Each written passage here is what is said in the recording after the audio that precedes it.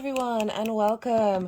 This is the All 12 Signs video series for the Leo new moon that's happening on the 16th of August 2023. This is kind of a big lunation in Leo because it's the first time in the last couple of years without the Saturn opposition, without the square to the nodes. So we're integrating everything that we've just been through, and it's very, very independent energy. I've done a collective reading on it, going into the astrology in depth with lots of messages coming through, so do go check that out. I will be reading for Libra and Virgo in this video. I've also done a chakra cleansing and balancing in the Capricorn video, so go check out the introduction for Capricorn if you want to engage with some energy work, and that's there for us all.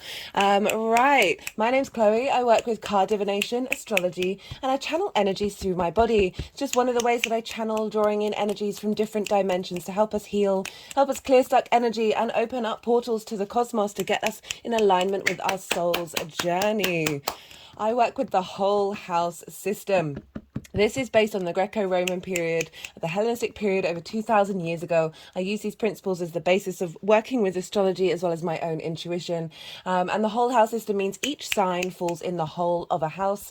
I really recommend in these videos, if you know your time of birth, to watch the sign that it falls in your first house. This is first house first. This is the rising sign. This is the house of self. This is where your ascendant is. It's a very powerful house.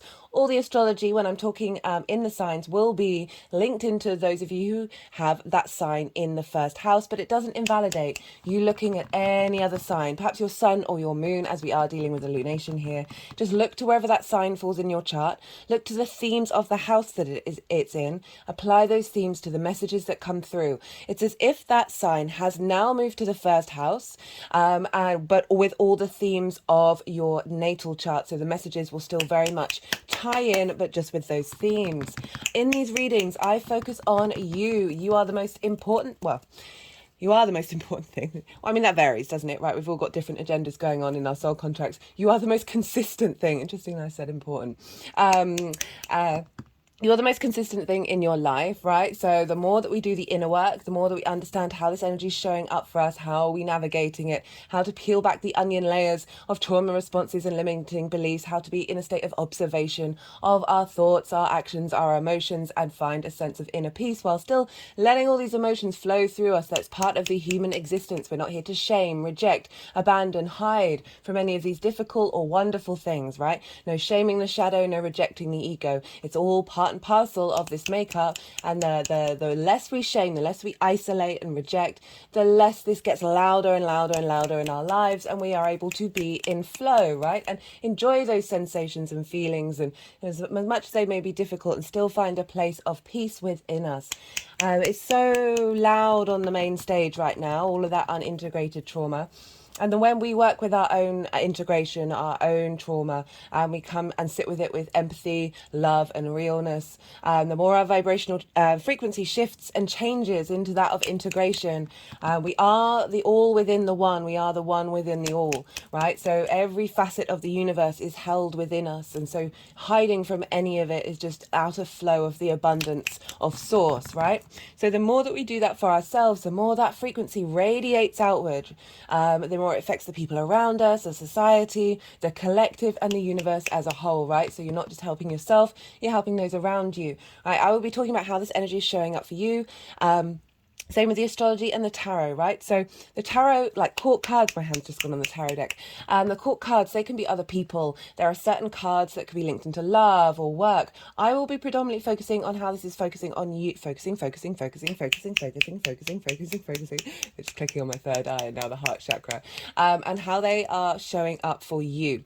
If I get any strong messages around romantic relationships or work or whatever it is, I will say them, but I do want to stress this is the priority, is you in these videos. If you've got a more personal question, if you wanted a natal chart reading, or just want to ask the tarot something, please do check out the description box where my email address is.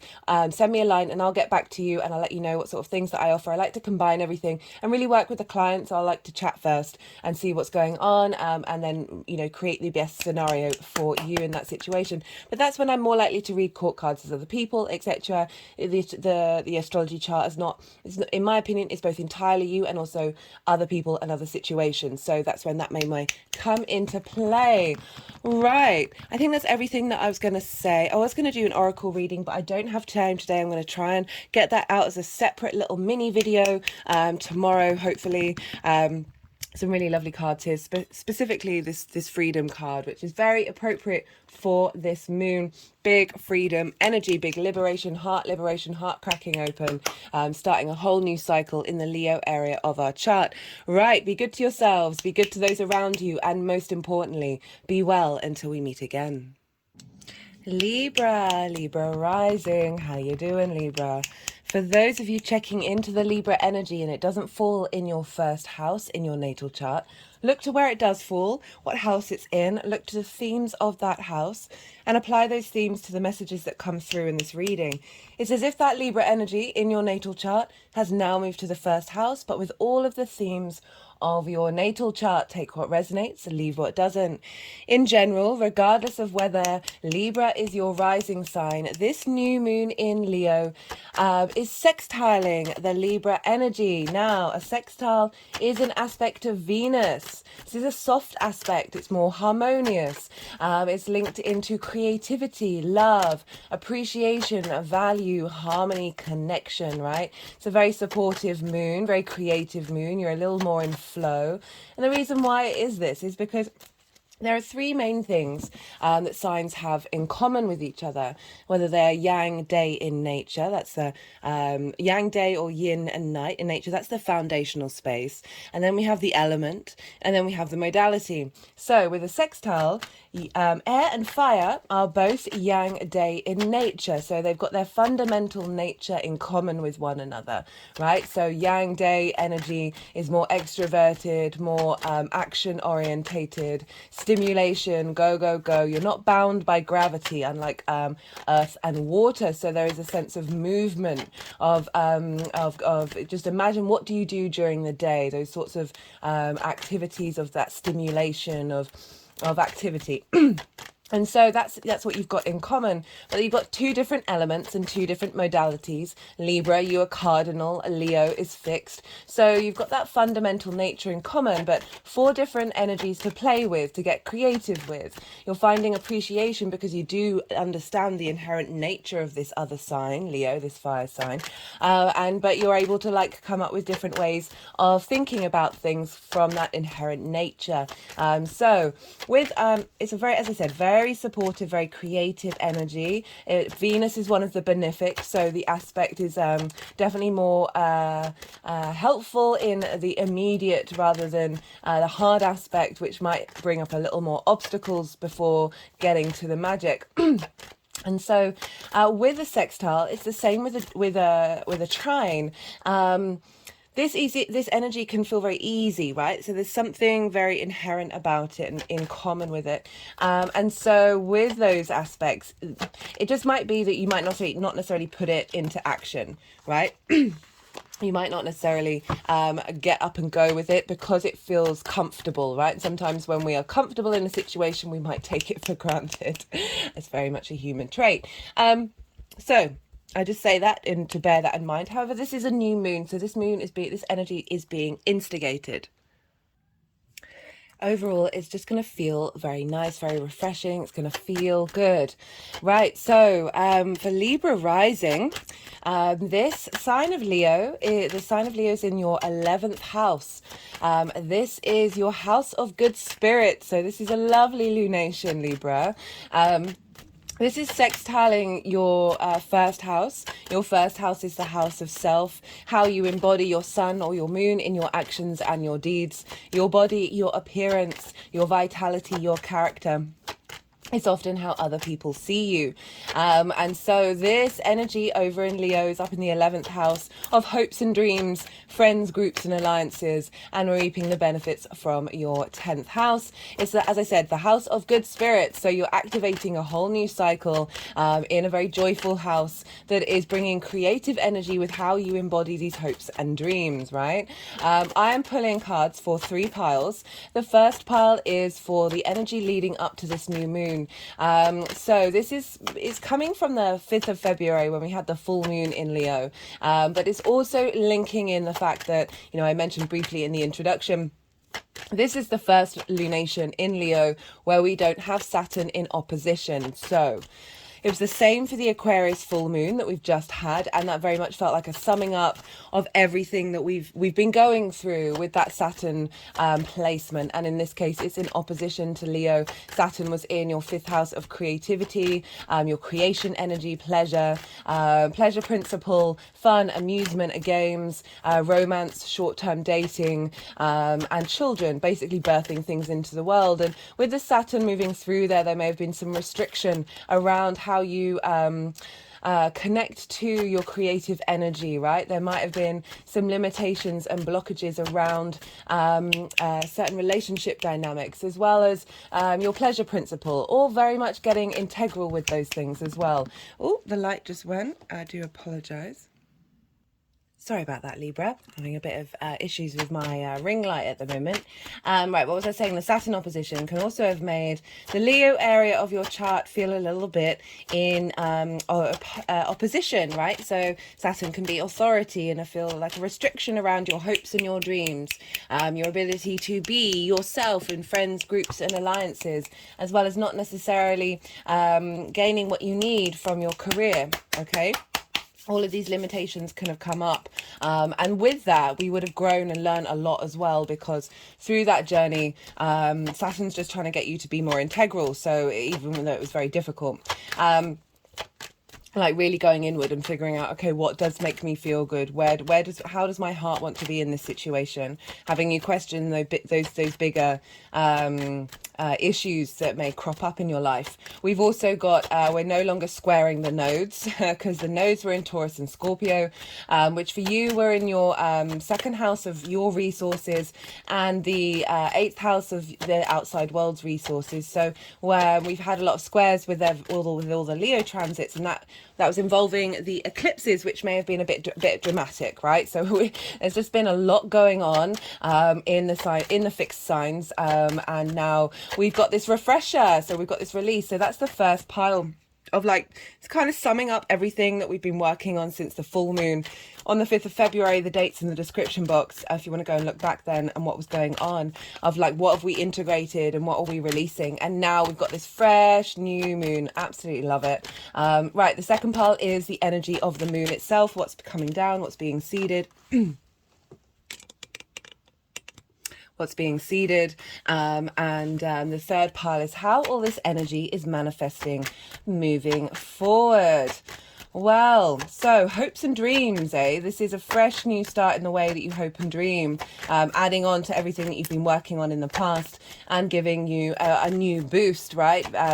We've also got friends, groups and alliances. So really having maybe potentially gone through a bit of difficulty, or very much like figuring out what is your tribe with that opposition. Of like really bringing in new intentions around how you want to be around groups and alliances, as well as what kind of frequency do you want to draw towards you. We've also got reaping the benefits from your 10th house, so a fresh new start without that Saturn opposition, allowing a little more flow to come in with everything that you've been doing in your 10th house of career and life purpose. There's a lot going on with this moon. It's pretty feisty, pretty fiery, pretty independent, and I absolutely love it. Leo rules the heart space, the spine and the Kundalini energy. It is ruled by the sun. So with Leo energy, I always say, let's turn the light inward, okay? Remember that you have a sun in your heart, right? A generator in your heart that is so powerful. We often feel quite vulnerable with our hearts and feel like they are precious and delicate if you imagine that the sun is in there just sending out such a phenomenal light force, and that sometimes we cannot see that and we forget that it's there. Unintegrated Leo, it can get a bad rep of like taking up too much light in the room, right? All eyes on you, but like demanding all the focus. It's not, and like really taking away the light from other people. That's not the goal of Leo, but it can often be the case when we haven't been seen in our lives, when we've had to sacrifice our light. So sometimes it can be that we then sorry, I do apologize. Our unconscious id responses, right at the root of our unconscious, then gets the ego to go out and take up space, right? The other side of it is sometimes, so the Leo energy is really good at seeing the light in other people and wanting them to shine brightly, that you might have sacrificed the light within you or seesawed between the two. Both of those are very possible, right? And so these are all compensations of where our needs have not been met, perhaps from a very early age, or soul contracts that we've signed up for, and or both, right? So this is when the Leo energy can get a little bit distorted. As I said, I always say, look to put shining the light inward and realizing you are your own beloved, rather than seeking that from the outside world, rather than prioritizing the outside world's validation of you being seen. Allow yourself to see yourself and see the glory that you are. You are part of the universe. You are the universe manifest in individual form. You are a phenomenon. We are all third generation stardust, right? So what's going on with this moon, eh? Well, we've got Venus over in Leo. She's retrograde. If you haven't seen the Venus retrograde series, I do recommend it. Venus retrogrades the least out of all the planets. When she does, she holds a lot of weight energetically in the sky. She's got a lot of power right now. The Venus is retrograde at the time of this new moon in the sign of Leo. She's just moved from being a evening star to a morning star. So we had the conjunction with the sun that marked the midpoint of the retrograde on Sunday. And now this is just after that, just a couple of days after, that we're really being reminded of the fact that Venus is still playing a big role at the moment in the skies. We're shifting now from the evening star. So before, she was rising in the evening after the sun had set, more yin, night in nature, looking to the past, reflecting, cultivating, nourishing, finding context, strategizing before taking action, right? And now she's the morning star. She's rising in the morning before the sun. So she's looking to the future. She's looking outward, and she's more yang day action orientated, still retrograde, but more like taking action, building herself up, understanding her own power. She is coming out of the underworld and rediscovering herself, okay, with all the depth and knowledge and wisdom of having gone into the darkness. Retrograde planets, they go over the same territory 3 times. It's about nuance and depth, and breaking cycles and bringing new possibilities to the forefront. So we've got this very powerful Venus conjunct the sun and the moon as a morning star, and I really like this energy of feeding independent. So she's very independent right now. She's wanting you to break out of old patterns and old cycles, and she's going to be starting a whole new 8-year cycle at the end of this transit around the 7th of October, or is it the 3rd? Oh my goodness, I've completely forgotten. Anyway, around the beginning of October, when she leaves shadow, this will activate. So we've got this amazing new moon with this retrograde planet, and so the retrograde Venus is bringing depth of understanding of your heart space and how you value yourself in your 11th house of hopes and dreams, friends, groups and alliances, and reaping the benefits of your 10th house. Let's focus on hopes and dreams, you being able to focus on your dreams from a heart space, right? You might have had some limitations and restrictions with those, with the Saturn opposition, and now this is a free lunation. And so Venus is very powerful. She's also making a trine with Chiron.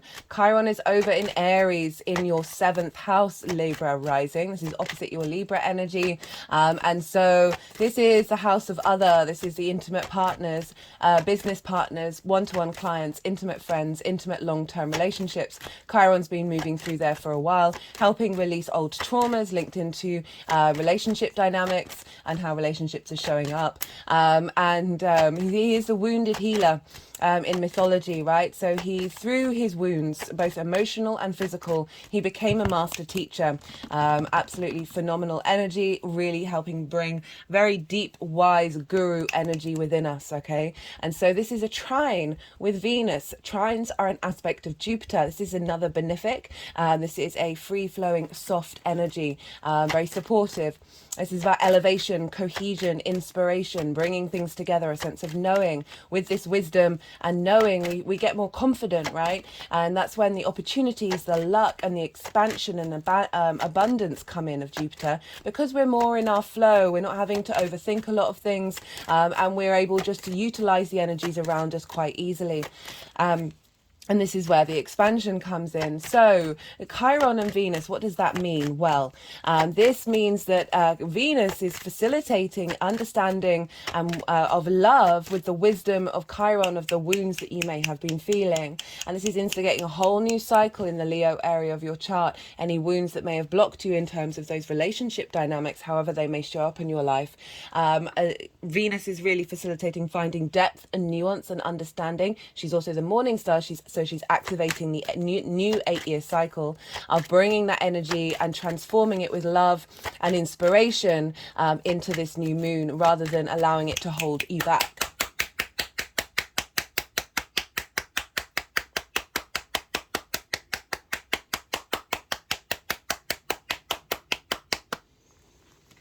There's more, guys. Okay, so there's 2 asteroids in the sign of Leo. The first one is Juno.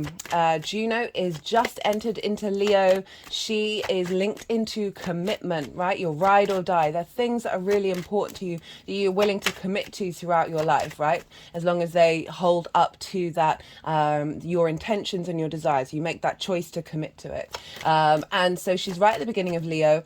And I really like this element of commitment, because remember Juno when I'm talking about the other aspects, because they're all very independent and quite fiery, and I really like how we've got this integrating with commitment to your hopes and your dreams, to a new dynamic of where you operate from your authenticity in your heart space, in friends, groups and alliances.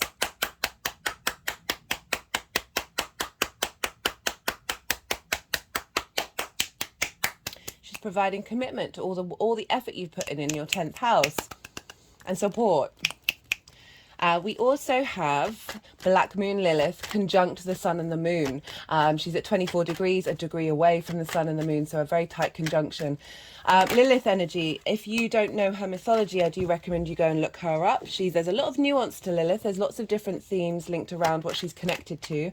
She's often used as a scapegoat for those who break against conventional norms, who break against, who want to do their own thing, that aren't harming anybody.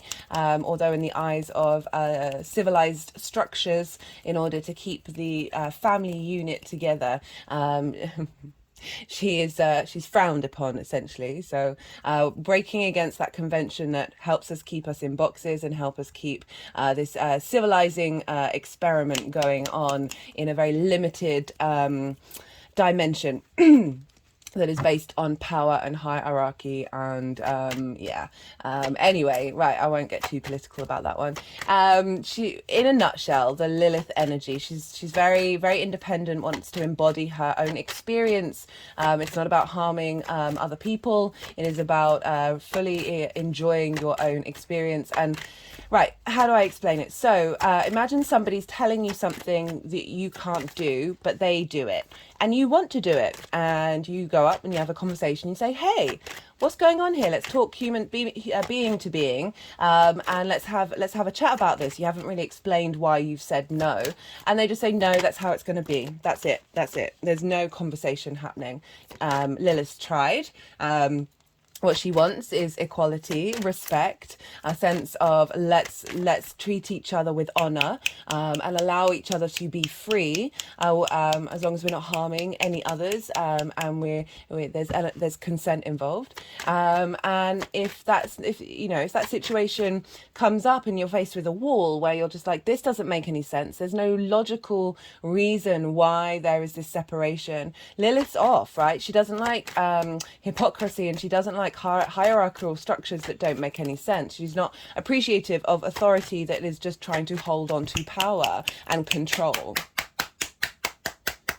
So this is feeding into this new moon with this Venus independent morning star retrograde. Just love it, love it, love it. And Juno, commitment to this, committing to this whole new cycle from this very independent space where you are going to be able, through integrity and responsibility, be able to express your needs, express your hopes and your dreams, and commit to them, to commit to embodying these and taking action on them. Yeah, just, oh, love it. There's so much more. Okay, right. So one of the major aspects that this sun and moon are making. Oh, that reminds me.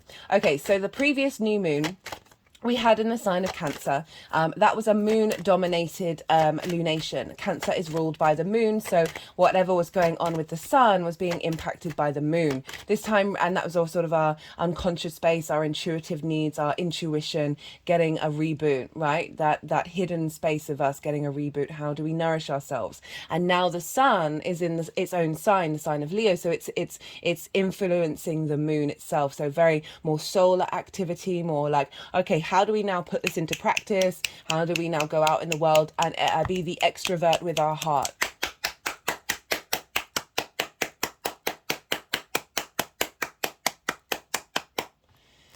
Right. Yeah. So also that reminds me, in the collective reading, I think it's right at the beginning, or at least near the beginning, I break down the cycle of the new moons since the Aries hybrid eclipse.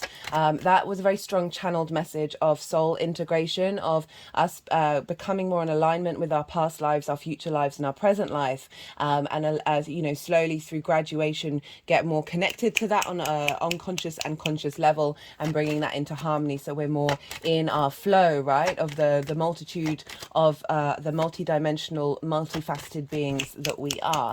And so this is this moon is very much about how do we move through the world from our heart based on this developing soul integration.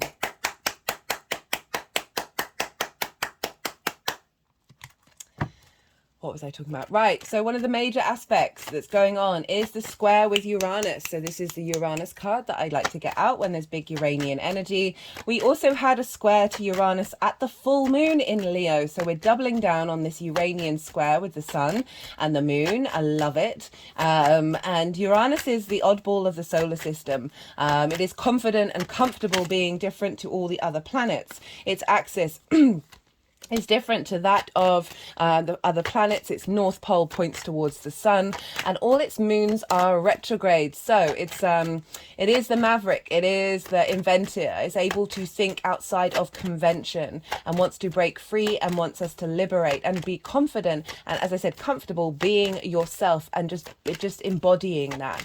It is an incredibly liberating energy, but it can be very disruptive, right? It can tip things upside down. You know, the axis is this way rather than this way. So it's reverse. It's doing the opposite of what is normal, right? Very independent. Whatever Uranus is doing, it's trying to liberate you. And sometimes it can be disruptive if we've not spent the time trying to liberate ourselves. And it can help us, even if it might feel like, oh, my whole life's just blown up. That's an extreme example. But these things can happen where you might be a bit dazed and confused at the time, but at the end you're going to reap the benefits from it 100%.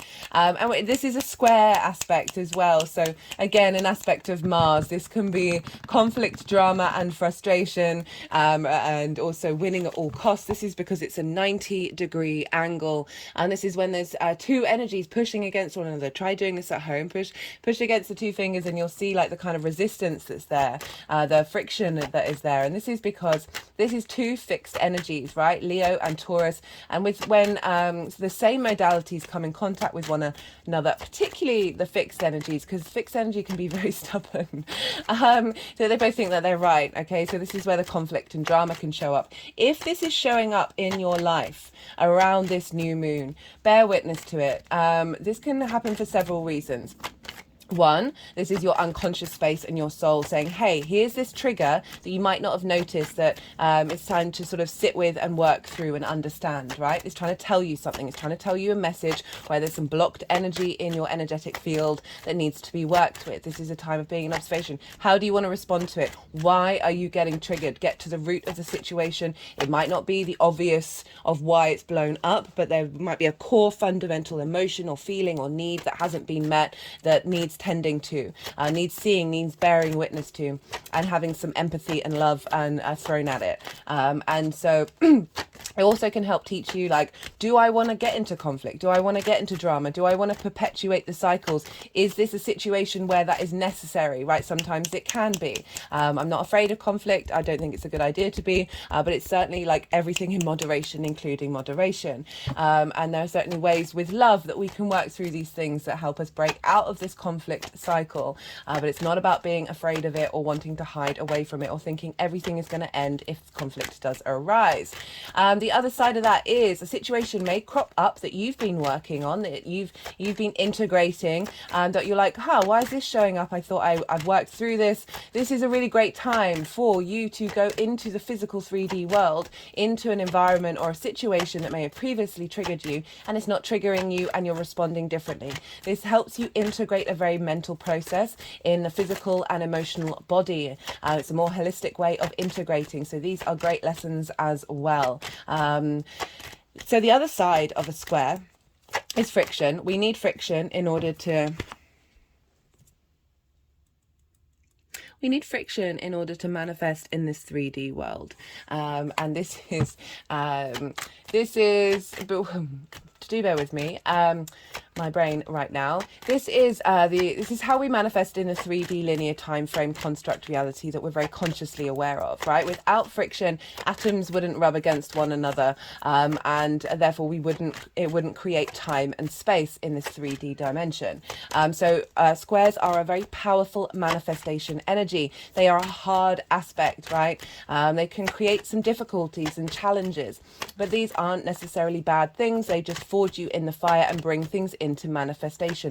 You know, think of Mars, momentum, action, right? Getting things going, a doing, a being. And so this is what's going on with this new moon. So it's a new moon. So all of this energy is feeding into this new moon, this instigating manifestation energy of you being free in the way that you express yourself through your hopes and your dreams. And Taurus is over in your 8th house. You have this over in your 8th house, Libra. This is the house of the give and take between you and the outside world, the outside world's resources. This is another sign that also doesn't have the nodes in it, so we're a little more free from that. And we've got Uranus there. Uranus has been there for a while, really trying to get you to navigate your relationship dynamics, right? The 8th house is the house of transformation. It's quite a magical house. We've got a lot of fire coming up for you, Libra. Quite a magical house, quite a transformational house. It's the give and take between you and the outside world. This is the 3D and the 5D. This can be inheritance, 3D inheritance or cosmic inheritance. This is also very much like big money rather than the monthly income of the second house. This can be, as I said, inheritance, mortgages, loans, car insurance, taxes, that kind of thing. But really, right, it's the fundamental of the exchange of the relationships with you and the other, right? You and the outside world, time, money, things, energy, ideas, intimacy. And Uranus really wants to navigate a new dynamic with that 8th house, because so often we can find that we may give too much or take too much. We may feel like we're owed something or feel like we are owed nothing. It can go into extremes of scarcity and bullying, right? And so with this Uranian energy squaring your your 11th house of hopes and dreams, this is very much about navigating a whole new independent dynamic in the way that you create your hopes and dreams with the outside world, with those shared resources. As I said, this also can be on a spirit level where you're getting a lot of resources come in order to facilitate your hopes and your dreams. So very, very powerful energy happening with this Uranian square. We also have more harmonious aspects with the nodes. So as I said before, they were in Taurus and Scorpio squaring this Leo energy. And now we have the nodes in Aries and Libra. We've got them in your sign, Libra. If you haven't seen the nodal transit series, I do recommend understand it, because you've got the South Node moving through your sign. This is a big transit, right? There's a definite shift of dynamic going on for you at this time, Libra. So we have now, rather than squares, we've got a trine and a sextile between the North and the South Node and this lunation. So we've got a trine with the Aries North Node, which is over in your 7th house of one-to-one relationships. It's in the same sign as Chiron. And so this is where we're headed, what we're striving for, independence in relationships where you're free to be yourself, as well as working together with other people from a space of confidence and embodiment, right? And so this trine with the North Node is very much bringing in a sense of wisdom and support and expansion and knowing of where we're headed, right? That North Node is feeding into this lunation of, right, getting that future dynamic that's linked into eclipses in alignment with this new moon journey of how you're integrating your hopes and your dreams in the way that you're moving forward. We've also got that sextile with the South Node over in Libra, in your sign, Libra. And so this is a refinement of self that you're going through over the next 18 months. Wherever the South Node is, we kind of feel a bit more comfortable, but it does call us to go inward and call us to reflect, right? And so this is a sextile, an aspect of Venus, as I already mentioned earlier at the beginning of the reading. Very creative energy, a sense of connection and value and appreciation of this refinement journey that you're going on in how you embody yourself, moving away from pleasing other people in order to sacrifice yourself. This is all about us being able to be ourselves in the collective, in a social dynamic. And so this is feeding into the new moon. Again, we're really harmonizing a lot of energy here in this new moon of being able to operate from your heart space, of allowing your light to shine very, very brightly and independently as well.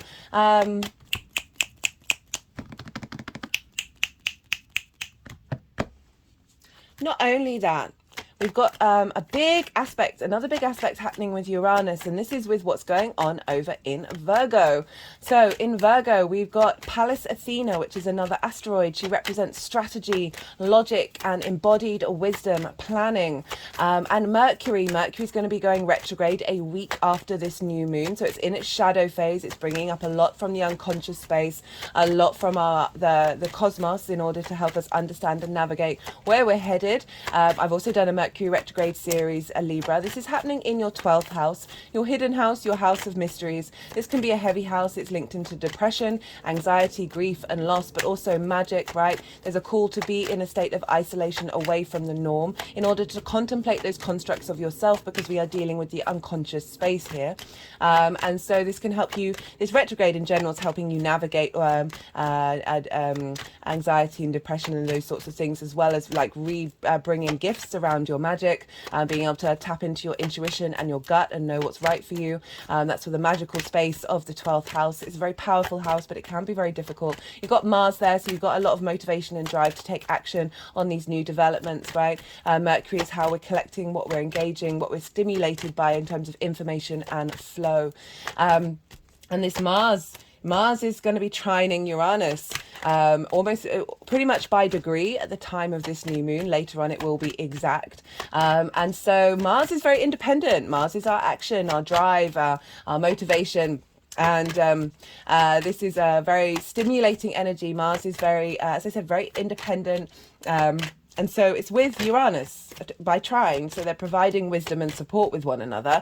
And they are both incredibly independent. So Uranus provides the inspiration, like the embodiment of independence, of you being uniquely yourself. It can clear paths and break chains that may have been blocking you from being able to operate from your soul frequency, right? Because all its moons are retrograde, which means it's very intuitive on what actions it needs to take in order to set your soul free. Mars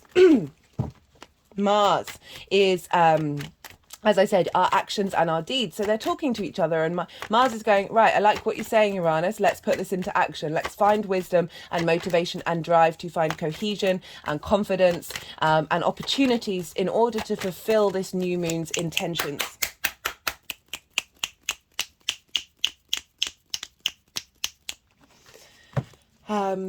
So there's a lot going on. I really like that earth energy because, in Virgo and Taurus, because it's helping ground down this very fiery, very air energy. It's bringing down these ideas and transformation into reality. So it's a really lovely combination, and very, very supportive.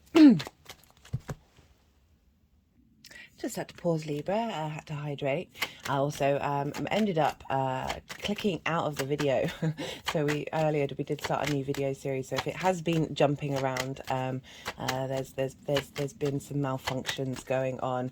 Right, what was I talking about? I was talking about Mars and Uranus, very supportive Earth trine, with all of this fire and air really grounding this energy into the Earth, so we can make it practical, and getting a lot of support from the cosmos. Right, what else is going on? So there's not that much else more going on that I wanted to talk about. We've got Ceres over in Libra. This is another asteroid. She represents the Earth Mother, the goddess of abundance, of the harvest, right? So otherwise known as Demetra. She's one of the many avatars around the world that are linked into that kind of Earth Mother energy. And she provides abundance and nourishment, right? A sense of fertility coming in. She's in your sign, Libra. So there's a sense of feeling nourished, or the drive to nourish yourself and nourish who you are and your character and your body. You're getting a lot of support there. And at the same time, this is sextiling this moon. So providing a lot of creativity, a lot of abundance, a lot of love, a lot of harmony between the support that you're getting from this Earth Mother energy into this new moon at this time. We've also got Vesta, another asteroid. She's over in Gemini, and she's also making a sextile to this moon. So very creative energy, very harmonious, a sense of value, appreciation, and love, and connection. Right. So got a lot of creative and inspirational support. Love this deck. It's got a coating on it, which means it's going to last for ages, but it does make it very slippery. So Vesta's playing a key role in the Mercury retrograde. So I talk a lot about the mythology of Vesta in that series. I'm not going to really touch on it here, but I just want to let you, it's linked into devotion, right? Linked into a ritual of tending to something on a day-to-day basis, of acknowledging that you are, wherever she is, she represents the sort of inner home space, the inner sanctuary, and wherever she is in the chart, she's going to be calling you to be in more devotional practice to that area of your life. And she's over in your 9th house of this is your big picture philosophies. This is your perspectives, right? So how you see yourself in the world, your morals, your ethics, your philosophies, your connection with spirituality, your connection to God, to nature, to science, however it's framed to you, that it's something bigger than yourself. Don't know why that's keeps shaking. I mean, I'm shaking, right? But and this is also linked into teaching and learning, as well as going and traveling somewhere for a longish period of time to immerse yourself in an environment that is unfamiliar to you, right? So it's linked into foreign travel, and it's all about perspectives. This is all about being able to change perspectives. So Vesta's moving through there, giving you support right now in order to facilitate your inner understanding of who you are in the universe, right? And feeling good about yourself and tending to that inner peace, that inner sanctuary that you have within you. And this is all feeding into the new moon of like providing devotion to your perspectives that is then going to feed into your hopes and your dreams, right? How you see yourself in the world, seeing yourself from a place of love, and being able to then navigate through the world and embody your hopes and your dreams and the actions that you take, moving forward from a space of devotion over with Vesta. Right, that's everything that I was going to talk about. Do check out, look to where your sun and your moon are in your natal chart, particularly the sun, because it does rule Leo. Because whatever's going on, it's the same sun as what's going on with this new moon. So wherever your sun is and your moon, the sign that they're in, the themes of that sign, of that house, that's going to show up in your personal life, right? So that's going to make this collective reading a little bit more personal to you, to help you understand, okay, not only is it all of that, but where are these other factors to add on nuances and layers to what's going on or for this lunation.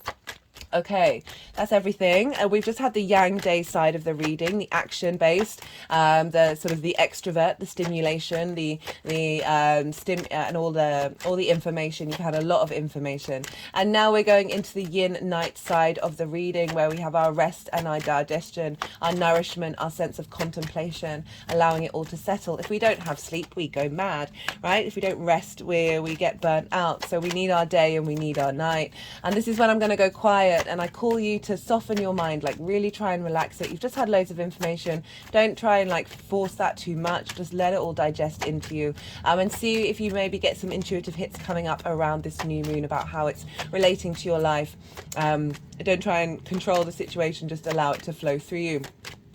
I'm going to keep shuffling until they put the deck down, and then the energies are going to want to do some energetic work, and then they're going to move the cards around into the 3 piles, and when they finish doing what they needed to do, that's when I'm going to come back around and I'm going to start talking, and integrate the tarot in with the astrology. So that's going to be, yeah, we're going to have a little bit of a rest moment, and then we'll come back round and we'll finish the rest of the reading, Libra.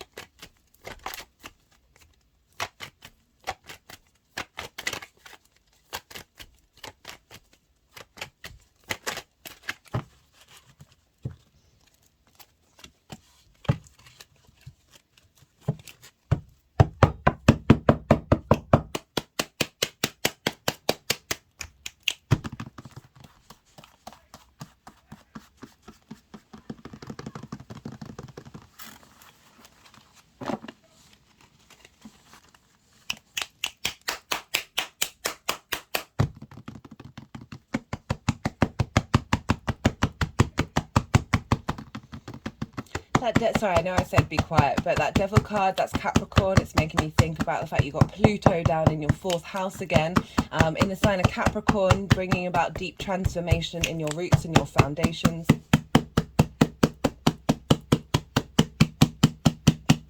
Pluto is very much a part of the Mercury retrograde, so really going to be revisiting a lot of things with that energy.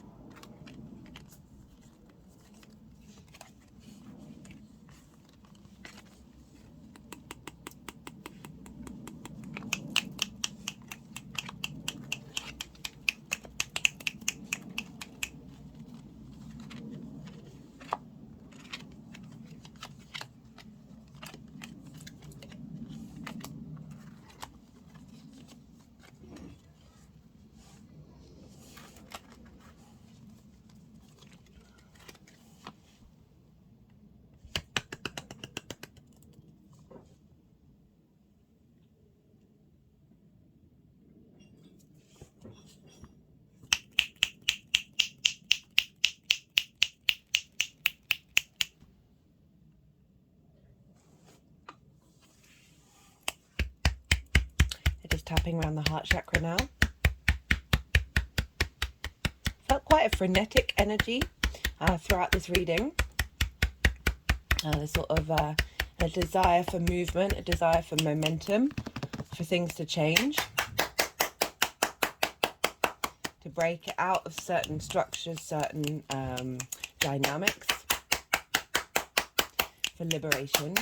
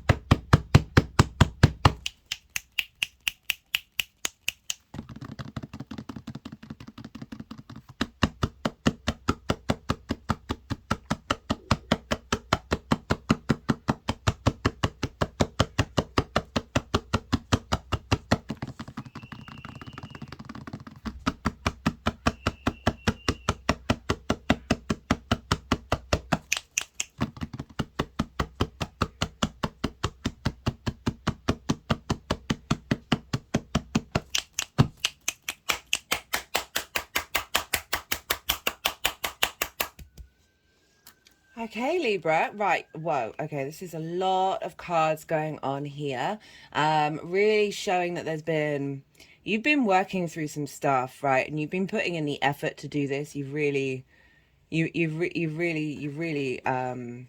wow, Libra. I mean, I'm not surprised. There's been so much going on in the astrology that's been leading you up to this nodal transit. I know we're not dealing with the nodes here, but because they're in your signs, this is really... there's some big shifts happening, and with astrology, it tends to be that the transits leading up to that are helping facilitate that in order for you to navigate through an even bigger transit with more ease, right? With it's not being, we've got eclipses happening in your signs coming up. Okay, so we've got the Devil card, we've got the Nine of Wands. We've got the Eight of Swords in reverse. We've got the Death card. We've got the Eight of Pentacles. And we've got the Eight of Cups. So we've got 3 eights. I think that's all the eights in the reading. Yeah, that's all the eights in the reading. So that's a lot of eights, okay? So it's about bringing things into harmony, right? You know, the infinity symbol is... yeah, I've got the infinity symbol on this ring. I put this on a couple of years ago as a commitment to the universe. Right, an acknowledgement of flow, right? That infinity of that flow within. There's opposite sides, but there is flow. I'm really putting the the energy from this is like, I've been doing the work, right? I've been working through this this jam, and yeah, I'm loving it. Right, so we've got the Devil card. This is linked into addiction, okay? The Devil card's very powerful. It's like the full embodiment of our 3D experience from a space of power. It's just that can get distorted, right? That that can we can go too far into extremes with that one, and it can get twisted because it is about the fertility of the earth part, the earth animal within us, okay, and the ability to the power of that 3D form that we embody. But because it's coming up with these difficult cards, I would say that there's been things in your life that have had a hold over you, that have energetically been blocking your hopes and your dreams in a way that's been frustrating, right? So it's dealing with trauma, it's dealing with addiction, and addiction comes from trauma, and that can be a really difficult thing to break hold of. That there's not being able to unconsciously believe in your hopes and your dreams, right?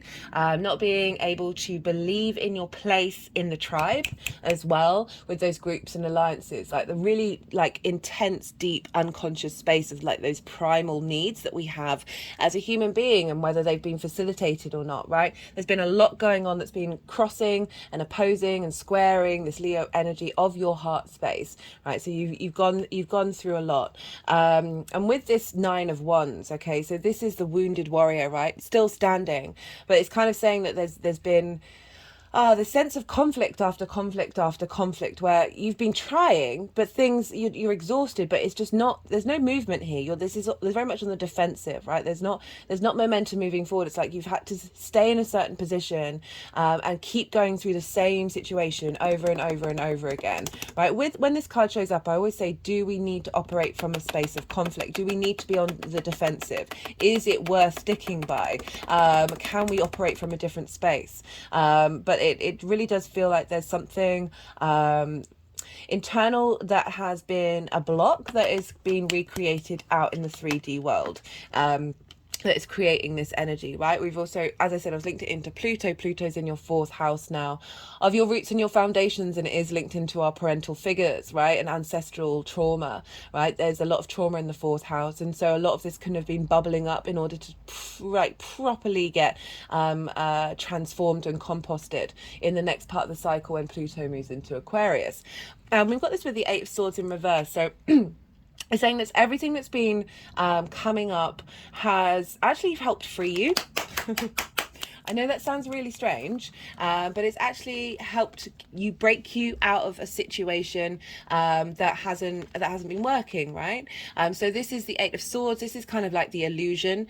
This is that there have been blocks. There's a sense of interference, right? This figure has been put in this space, bound up and surrounded by swords, admittedly. Not completely surrounded by swords, there is a way out, but there is an element of exterior interference. This can often be about mental thoughts that have blocked us. Again, those trauma responses and limiting beliefs, and it's really it's such an interesting combination, saying that this is in reverse, right? So there's an internal transformation going on to help release you from your cage, and these things have come up in order to get you to this place of making the decision to go on the journey and leaving a dynamic that has been limiting you. You know, Libra, I've been very much on your case for a while because of this nodal transit, right? With that South Node moving through your sign, this is about refinement of self. This is about you being able to embody yourself without the sort of the social anxiety, the difficulties of that people pleasing. Like pleasing other people is a wonderful thing, but to the point of sacrificing yourself is causing exhaustion, right? And can build up in a sense of you not being able to speak your truth, right? We have the 8 of Cups. So this is why I said, like, this has all been leading you. So everything over the last 2.5 years, all those eclipses, all that Saturn opposition, this has been leading you, especially in the 5th house of creation energy and sort of like how to find joy in your life, right? That can be a difficult time. And this is all saying that all of this has led you to go, I'm changing this. I'm making the choice. They've just actually got this card on my 3rd eye right now.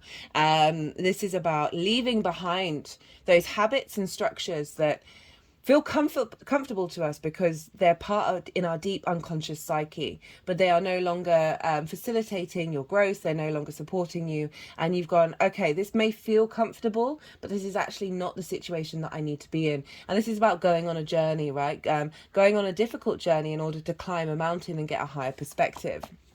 And we got it with the the 8 of Pentacles. This is about putting in the hard work. This is learning to master these new hopes and dreams, master this new dynamic of how you work with them, mastering an understanding of how you see yourself in groups, friends, and alliances. And really, if it's also linked into your career of like, you've put in the work, you've been putting in the work for this transformation. And it's with the Death card. Oh, where did that Death card was, yeah. And it's with the Death card, which is about letting go. It is about surrendering authorities that have had a hold over you, right? So blockages, and being able to transmute that and move past it. And you've been getting the lay of the land. So this is all the lead up to the new moon. You've been getting the lay of the land as a new dynamic, right? You've sort of been a bit restless. I've been getting a lot of restless energy with this reading. And this is about, this is long-term manifestation, but things may not have quite kicked off into the new journey that you've inherently, on whether it's consciously or not, been striving for, right? So I talked a lot about in the nodal series, if your relationship dynamics aren't in alignment with where you're headed, they're not going to be working. You're either going to make either both parties are going to put in the effort to, and this can be friends, this can be business partners, this can be clients, as well as romantic relationships. If that's not working and it's a one-sided thing, there's going to be change, right? There's going to be a shift for the betterment of both. And this is the Two of Wands. This is long-term manifestation, but there's a frustration, right? So this figure is looking out to the new land of like, where are you headed? You've got the whole world in your hand, but they're in a very comfortable place. That they're at the top of their castle. They're understanding this new dynamic, what's showing up, what do they really want? You're putting in the steps in order to then go on a journey. Look at this. We've got the Six of Swords. This is all about going on a journey, right? Whether this is a physical one or a mental one, a new dynamic. You've now been like, oh, okay, this is what I need. This is what's at the core of me that's really important to go on this new journey. Well, we've got the rocky waves in the background, and this is a six, very protected. You're being guided to a new space of calm. And you're taking with you what you need, not the nonsense, not the superfluous stuff that has served its purpose. And you've transmuted that energy with that Death card, getting the new lay of the land. And now this is beginning the new journey of instigating the ideas and the constructs and the dreams that you have. And where you want to take them, and you're taking them to a place of calm where things can move with ease rather than this. Okay, so that's a lot going on. Love this for the moon itself. So we've got the Two of Pentacles in reverse, and we've got the Queen of Wands. So this is fire and earth energy. The Two of Pentacles in reverse means you're moving out of survival mode. Okay, so this is survival mode. You look in the background, look at those waves, look how big they are. Imagine being on that ship, right? You're going to be able to be very present in the moment, but all you're thinking about is survival to the next moment rather than thriving. This figure, there's movement, there's momentum, but they're having to juggle two things and constantly keep in motion and not necessarily find the balance that they truly need, right, in order to thrive. In reverse, this is an element of moving. This energy that's coming down with this new moon is instigating a sense of balance, of bringing harmony into your internal space, right? So you can manifest this into the 3D world. It's moving away from surviving in that conflict area and moving with confidence. We've got the Queen of Wands, right? Very independent energy, very embodied fire, right? Very nourishing of your passions, your dreams, your hopes, your confidence. Very passionate, very virile energy, very transformative energy. She is confident, she is independent, she's also full of joy. She has a sunflower, and curious, right? The cat. She's willing to try new things. She's willing to nourish them and experience them, and just really cultivate that dream, cultivate that understanding. Very confident energy, right? Rather than feeling that you're battle or weary, you're worn out, that you're trapped in something. The queen is able to say no, right? She's able to understand what her boundaries are in order to create in the world. So I really like that energy is coming through. Well, okay, right. So for the energy manifesting moving forward, got the Wheel of Fortune and we've got the 10 of Wands. So this is a shift and change, right? Big change. This is the Jupiter card. Jupiter's over in Taurus. Jupiter, this represents a shift of fate, a change in direction. Very, very karmic energy. Is like you're completing a cycle and you're starting a new one. With the 10 of Wands in reverse again, right? So this is burden. This is overwork. This is not being able to see that there are no clouds in the sky. There is no need to fear. There is no need to be anxious, but hunched over and can't see anything. This is the reverse of this. This is a release of the burden, right? You may still have work to do, but you're not feeling that way, right? That's the joy of coming, of putting in the effort to create your hopes and dreams into manifestation with that Ace of Swords, finding clarity, vision, truth, direction from a higher perspective, and the King of Cups, right? Nourishing your creative energy, a lot of emotional control with the King of Cups, right? So again, like the Two of Pentacles, lots of waves in the background. There's a monster about to presumably about to sort of chase this ship, but the King of Cups is sitting on a throne on the ocean, right? Not bothered, very in command, very emotionally grounded, very stable, very creative, very intuitive, right? So it's making me think about that Mercury retrograde as well, because that's going to really help readjust your gut instinct in order to understand what intuitive actions to take when it comes to manifesting your dreams. Very emotionally grounded when it comes to being in friends, groups and alliances.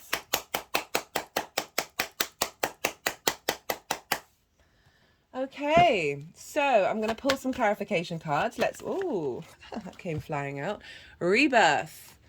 Well, I'm not surprised. I'm not surprised, Libra. That was a lot of cards. That was some heavy energy. It felt like it was a journey that kept, like, not a straight line linear journey, right? Working with those things isn't. Sometimes we can fall back in them and come back round again and come back round again and come back round. And I often find it's like when we do that, when we really start to integrate, like bit by bit by bit by bit, then when it really does happen, when that rebirth does happen, it kind of sits and it stays.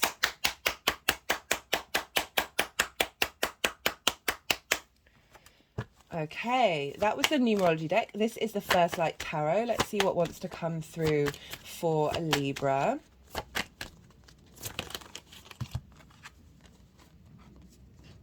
Got karma, domino effect, and why is this happening? So yeah, really a release of a lot of soul contracts and being liberated by Uranus.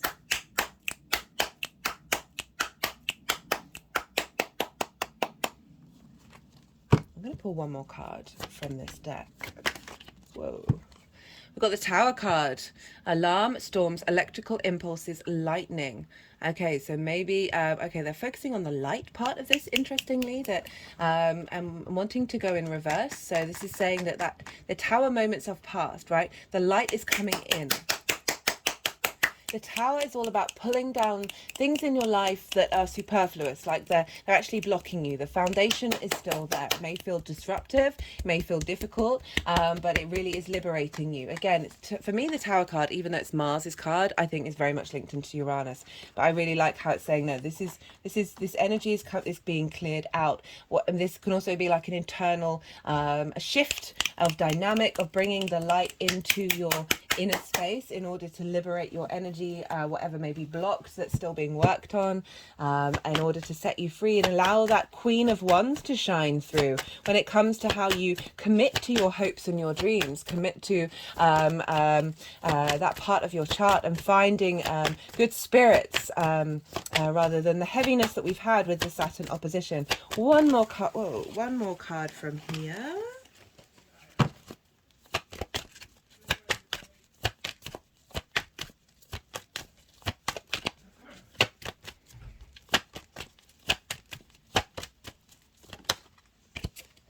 That's so funny because I honestly, I'm not making this up. I was going to say to you, look out for synchronicities. look out for synchronicities, because then when you get duplicate numbers, when someone you're singing a song and then you hear it on the radio, these sorts of like, oh, they wink at you, you're like, that's weird, like how that feels like the universe is reading my mind. And this is usually when these are signs from the universe, like that like angel numbers don't have to have any meaning behind them other than the fact that it is just the universe winking at you, saying you are now co-creating, you are on your soul's path. So watch out for these. I think these are going to come through to let you know, like, and help facilitate these hopes and dreams, okay? Help facilitate your understanding of how to embody your heart in this new dynamic. Remember, this is a new moon. We're instigating a new cycle. We're slowly going to be building and building and building and manifesting towards the full moon in Leo, which will be next year during Aquarius season. Right, Libra, I'm going to leave it at that. I hope this resonated. Sorry for all the stops and starts. There was a lot going on. There was a lot of restless energy in my body that was and there was just other stuff going on that it was like desperate to get out. And then went weird and heavy and frustrating, and there was a lot there was a lot going on. Just sort of like, it just feels like you've been through a fair amount that sort of like pulled you in lots of different directions.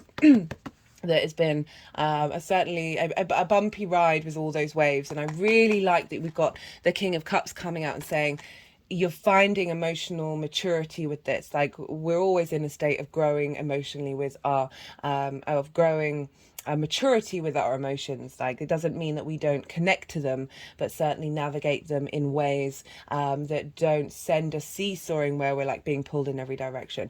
Okay, Libra, if this resonated, don't forget to hit the like button. It's really appreciated, all the interaction on the channel. This is a growing channel, so it really does help the algorithm. Be good to yourselves, Libra, be good to those around you, and most importantly, be well until we meet again.